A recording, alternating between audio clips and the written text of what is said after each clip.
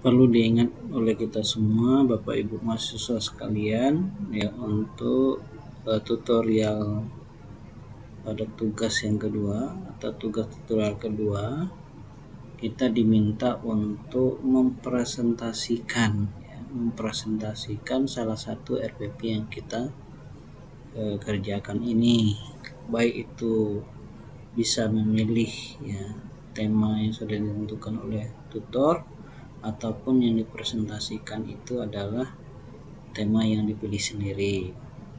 Nah, terkait dengan hal ini Bapak Ibu, tentu kita tidak hanya memikirkan sebatas tugas tutorial 2 saja, tentu nanti kita juga harus menjadi pertimbangan di dalam tugas tutorial 3. Nah, tugas tutorial 3 itu adalah mensimulasikan praktik pembelajaran terpadu di kelas. Maka dari itu nanti Bapak Ibu sekalian, nanti silakan pilih yang mana yang bagus untuk dipresentasikan dan yang mana yang bagus untuk dilakukan simulasi praktik pembelajaran terpadu dari 2 RPP yang sudah disusun pada tugas tutorial praktik 1. Nah, kita lanjut dari materi kita pada kesempatan ini Bapak Ibu sekalian. Setelah kita melakukan feedback terhadap tugas yang sudah diberikan pada minggu yang ketiga yang lalu ya, maka berikutnya kita coba masuk kepada bagaimana praktik perencanaan pembelajaran terpadu. Nah, terkait dengan ini tentunya di dalam prosedur kegiatan perencanaan pembelajaran terpadu untuk praktik dan simulasi, yang pertama adalah menetapkan mata pelajaran, menetapkan kompetensi dasar, mengembangkan tema yang sesuai. Nah, tentunya ya, kalau berbicara masalah 3 hal ini, tentu di saat diberlakukannya kurikulum 2013 sudah terakomodir di dalam Peraturan Menteri Pendidikan dan Kebudayaan Republik Indonesia Nomor 57 Tahun 2014 tentang kurikulum 2013 di SD ataupun di Madrasah Ibtidaiyah. Nah, maka dari itu kalau kita lihat atau kita buka lebih lanjut seperti ini Bapak Ibu. Jadi sudah ada penetapan mata pelajarannya yang mana saja sebagai contoh pada sebuah tema. Kemudian ada penetapan kompetensi dasarnya, kemudian ada juga mengembangkan tema yang sesuai. Nah, maka dari itu berikutnya tentang mengembangkan peta keterhubungan ya antar kompetensi dasar dan tema pemersatunya sudah jelas seperti contoh yang sudah kita sebutkan dari sesi 1 kemarin. Sebagai contoh ada subtema 1 itu tentang PKN ya, kemudian ada bahasa Indonesianya lengkap dengan kompetensi dasar, kemudian matematika, seni budaya, dan PJOK. Nah, itu masing-masing memiliki kompetensi dasar masing-masing yang tergabung di dalam sebuah subtema. Kemudian berikutnya Bapak Ibu, tentunya di dalam penyusunan satuan pembelajaran terpadu ya, tentu kita harus kembali lagi ke Permendikbud nomor 22 tahun 2016 tentang standar proses. Nah, terkait dengan hal ini tentunya seperti contoh yang sudah ditampilkan ya. Pertama, mulai dari identitas, tema, subtema, kelas ya, materi pokok, kemudian alokasi waktu, tujuan pembelajaran, berikut dengan KD dan IPK-nya ya kan. Ini pengembangannya. Misal contoh dari di PKN itu 3.2 mengenal tata tertib dan aturan yang berlaku dalam kehidupan sehari-hari di rumah dan di sekolah. Nah, yang menjadi indikator pencapaian kompetensinya menyebutkan, menjelaskan, menunjukkan, menghafal. Nah, tentu yang contoh seperti ini seperti yang sudah disebutkan tadi. Nah, bagaimana caranya? Tentu yang pertama yang harus kita lakukan adalah menentukan apakah 3.2 ada yang mengenal ini termasuk C1 kah, C2 atau sampai C berikutnya. Nah, maka dari itu kita bisa cek kalau kata mengenal itu, coba lihat mengingat, memahami, mengenal. Nah, mengenal itu bisa saja masuk ke dalam C1 gitu kan, karena mengenal gitu kan. Coba kita lihat mengenal, ya tidak ada. Nah, kalau kita lihat dari kata-kata mengenal, tentu kenal berarti mengingat ya, bisa masuk ke C1. Nah, maka dari itu muncullah di sini ya beberapa kompetensi menyebutkan ya. Kalau kita lihat ada kata-kata menyebutkan di sini, ini menyebutkan, menjelaskan, berikut menunjukkan ya, menunjukkan maksud yang mana ini, ada seterusnya ya. Coba cek satu persatu.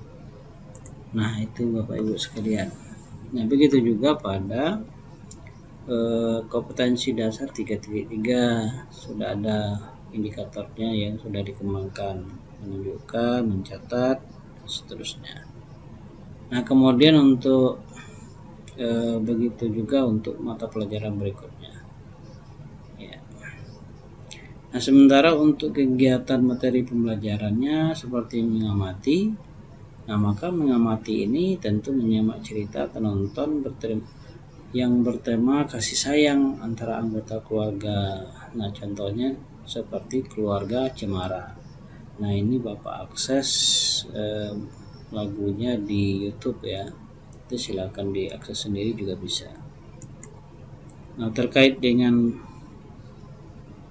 materi ini ya, sudah ini bisa di play ini biasanya nggak muncul ya, nggak terlihat ya. Coba Bapak cek. Oh, ini seharusnya bisa di play ini. Mana ya, bentar, nggak bisa terlihat.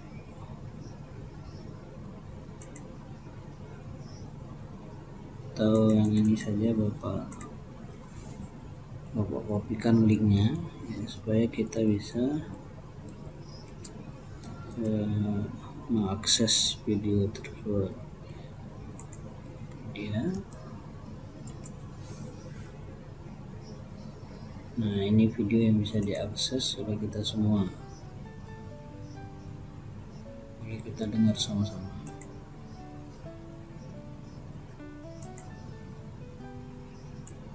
Harta yang paling berharga adalah keluarga. Istana yang paling indah adalah keluarga. Di awal saja diulang.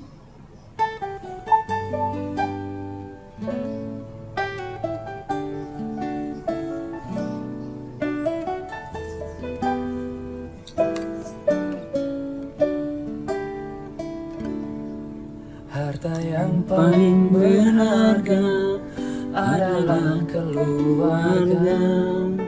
Istana yang paling indah adalah keluarga. Puisi yang paling bermakna adalah keluarga. Mutiara tiada tara adalah keluarga. Selamat pagi emak, selamat pagi abang. Mentari hari ini berseri indah. Terima kasih emak, terima kasih abang, untuk tampil perkasa bagi kami putra putri yang siap berbakti.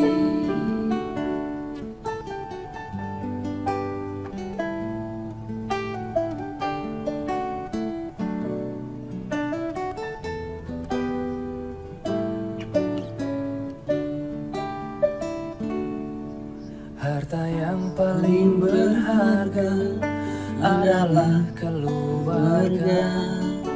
Istana yang paling indah adalah keluarga. Puisi yang paling bermakna adalah keluarga. Mutiara tiada tara adalah keluarga. Selamat pagi emak, selamat pagi abang. Mentari hari ini berseri indah. Terima kasih emak, terima kasih abang, untuk tampil perkasa bagi kami putra putri yang siap berbakti. Selamat pagi emak, selamat pagi abang. Mentari hari ini berseri indah. Terima kasih emak, terima kasih abang, untuk tampil perkasa bagi kami putra putri yang siap berbakti.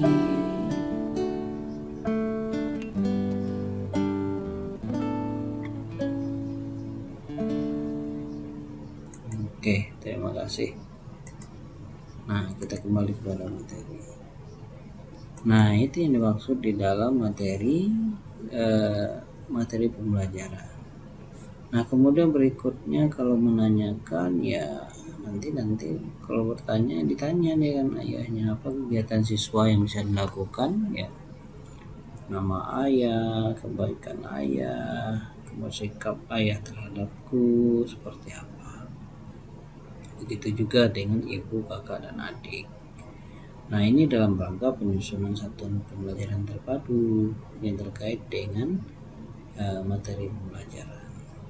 Begitu juga pada kegiatan yang lain seperti menanyakan, nah, dia memiliki ayah dari tabel yang ditampilkan ini, kemudian diganti seperti ini, sehingga nanti siswa bisa dilatih untuk melakukannya. Berikut selanjutnya untuk materi pembelajaran juga bisa seperti sumber belajar dalam bentuk lagu-lagu ya, seperti yang ditampilkan ini. Nah, begitu juga dengan misalnya lagu Sayang Semuanya, berarti siapkan sumber belajarnya. Untuk kegiatan pendahuluan, nah, tentu terkait dengan kegiatan pendahuluan ini mulai dari menyiapkan peserta didik secara psikis untuk mengikuti proses pembelajaran, apakah itu mulai dari duduk yang rapi, persiapkan buku, ruang kelas yang bersih, kemudian menyiapkan alat tulis, buku paket dan sebagainya, kemudian berdoa. Nah, itu bagian dari kegiatan mempersiapkan peserta didik baik secara psikis maupun secara fisik untuk mengikuti proses pembelajaran. Begitu pula dengan kegiatan memberikan motivasi belajar. Nah, motivasi belajar tentu kita harus sesuaikan dengan materi yang kita akan pelajari. Nah, karena mau mempelajari sesuatu tentu kita akan mencari motivasi yang rasa ingin tahu siswa itu bisa meningkat. Nah, seperti itu. Berikutnya mengajukan pertanyaan-pertanyaan yang memainkan pengetahuan sebelumnya dengan materi yang akan dipelajari. Nah, terkait dengan ini tentunya bisa kita mengajukan pertanyaan kira-kira dalam rangka untuk mengetahui apa yang sudah diketahui oleh peserta didik di dalam mengikuti proses pembelajaran. Selain itu juga kita mencoba untuk menghubungkan dengan materi yang lalu atau materi yang lain di dalam proses pembelajaran. Nah, berikutnya tentu yang keempat adalah menjelaskan tujuan pembelajaran dan kompetensi dasar yang ingin dicapai. Nah, tentu beberapa tujuan pembelajaran disampaikan kepada siswa. sehingga nanti dia tahu apa yang menjadi tujuan di dalam kegiatan belajar yang akan diikuti. Dan yang terakhir pada kegiatan pendahuluan itu menyampaikan cakupan materi seperti yang ada di dalam silabus, apa itu mengamati, menanyakan, mengumpulkan informasi, dan seterusnya. Nah, setelah itu baru masuk kepada kegiatan inti di dalam penyusunan RPP itu. Nah, seperti apa itu? Yaitu dengan kita fokus kepada apakah menggunakan modul-modul pembelajaran. Nah, kalau seandainya menyesuaikan yang materinya, seperti yang pernah kita gambarkan tadi tentang keluarga, ada silsilah keluarganya, ada kegiatan dalam keluarga, kemudian ada cerita di dalam sebuah keluarga. Nah, kemudian bisa juga dalam bentuk keterhubungan. Anggota keluargaku itu ada ayah, ada ibu, ada kakak, ada saya, dan ada adik. Kemudian nanti ayah ada kakak ayah, adik ayah, kemudian mereka punya ayah dan ibu, kan? Bapaknya ayah, ibunya ayah, begitu juga dengan ibu. Seperti yang sudah pernah kita tampilkan tempoh hari pada sesi sesi pertama ya. Kemudian untuk keterpaduan, nah seperti gambar ini. Berikut untuk kegiatan penutup. Nah, kegiatan penutup ini itu ada 4 kegiatan, seluruhnya rangkaian aktivitas dalam rangka menemukan apa sih manfaat baik secara langsung maupun tidak langsung dari proses dan hasil belajar yang telah berlangsung. Nah, kemudian memberikan umpan balik seperti yang kita jelaskan dalam feedback RPP yang sudah disusun oleh teman kita tadi. Kemudian berikutnya melakukan kegiatan tindak lanjut dalam bentuk pemberian tugas, ya, apakah itu dalam berupa ulangan harian atau mungkin juga dalam bentuk tugas di rumah. Baik itu tugas dalam mengerjakan soal-soal maupun dalam bentuk tugas lain seperti membaca dan menulis. Dan yang terakhir, di dalam kegiatan penutup itu menginformasikan rencana kegiatan pembelajaran untuk pertemuan berikutnya yang seperti yang dijelaskan tadi. Nah, kemudian untuk penilaian itu sendiri pada bagian terakhir, ya, pertama penilaian pembelajaran. Nah, maka di sini dibuat penilaian sikap, observasi selama kegiatan, lihat pedoman penilaian sikapnya. Penilaian pengetahuan, menjawab pertanyaan lisan tentang cara memperkenalkan diri yang benar seperti yang sudah dijelaskan pada slide-slide sebelum sesi ini. Kemudian untuk penilaiannya seperti itu. Nah, ini dia contohnya, keterampilan dan seterusnya. Nah, kemudian untuk penilaian sikap bisa dalam bentuk contoh observasi sikap tadi seperti yang disampaikan tadi pada bagian yang ini yang dimaksud. Nah, atas nama Aurora, ya, Aurora aspek yang dinilai apa? Ketaatan beribadah. Jadi guru bisa saja pada tanggal tertentu melihat apa yang dilakukan oleh siswa tentang ketaatan siswa terhadap ibadah. Ini dilakukan setiap individu peserta didik dan seterusnya. Nah, begitu juga contoh di dalam penilaian diri, ya, atau self assessment. Nah, maka di sini dapat dilihat siswa diberi kesempatan untuk mengisi namanya dan menyatakan apakah dia iya atau tidak terhadap pernyataan yang ada. Saya sudah sebelum melakukan aktivitas, saya menghargai teman yang berbeda beragama, ya atau tidak, gitu kan? Kemudian saya menyelesaikan tugas tepat waktu, ya atau tidak, dan seterusnya. Untuk pengetahuan tertulis contohnya, ya, tulisan dan sebagainya. Nah, kemudian untuk penilaian keterampilan itu sendiri ada penilaian kinerja dan portofolio. Nah, untuk tugas kita, Bapak Ibu sekalian, pada tugas tutorial 2 ini seperti yang Bapak sampaikan, silakan membuat video vlog, ya. Nanti silakan apakah mau diletakkan di YouTube boleh, tapi dengan ketentuan status YouTube-nya untuk berbagi atau untuk publik. Nanti linknya silakan dikumpulkan di LMS.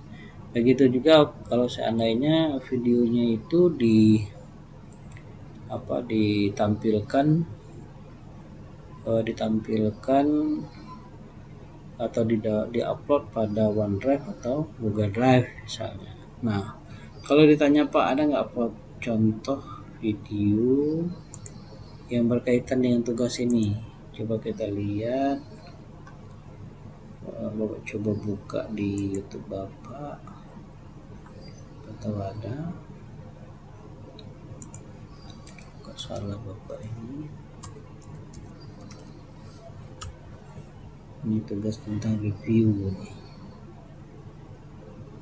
Nah, review tugas praktik 2. Nah, nanti coba kita lihat di videonya ini pada bagian mana.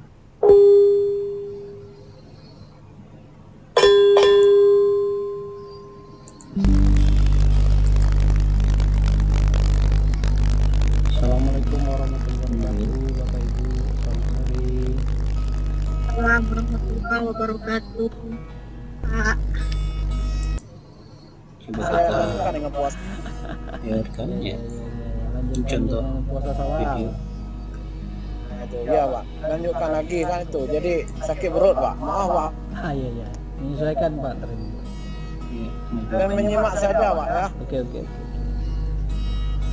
Ini Bapak akan menampilkan video yang dikumpulkan oleh Ibu Wulandari ya. Bisa terlihat Bapak Ibu? bisa Pak. Suaranya terdengar? Suaranya terdengar? Dikit. Pak, Ya, silakan. Oke, majukan sedikit.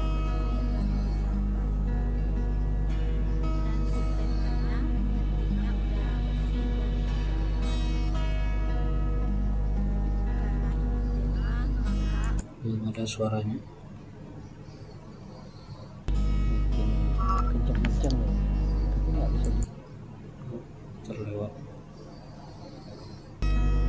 muncul. belum ya? Atau Bapak coba masukkan video Camtasia kali ya. Belum bisa terbuka dengan jelas. Coba kita lewatkan.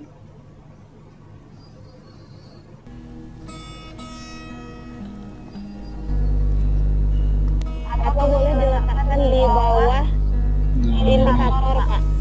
ini contohnya presentasi yang sudah Untuk materi. dilakukan oleh siswa. Tapi tadi presentasi materinya belum Bu ya? Ya, terima kasih ya. Oke, ada lagi masukan yang lain, silakan Bapak Ibu. Itu dari Ibu Suci. Coba kita lewatkan Daerah kesulitan. yang pada bagiannya lebih jelas.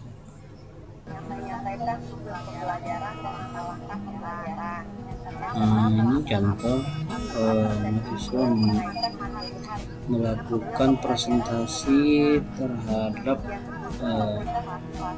RPP yang sudah disusun. Ini contohnya.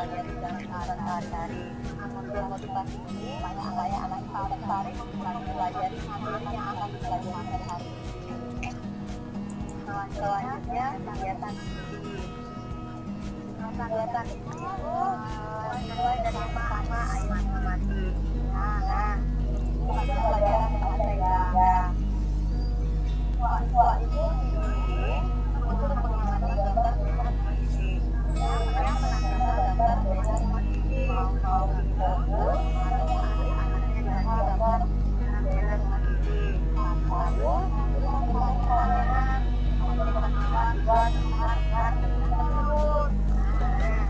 yang selanjutnya itu ayo terlatih.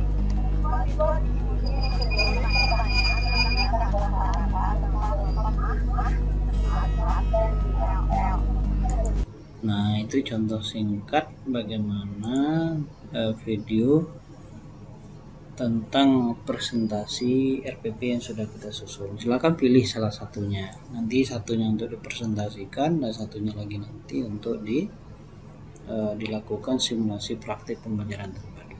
Nah, seperti itu barangkali di dalam kesempatan ini yang perlu Bapak sampaikan.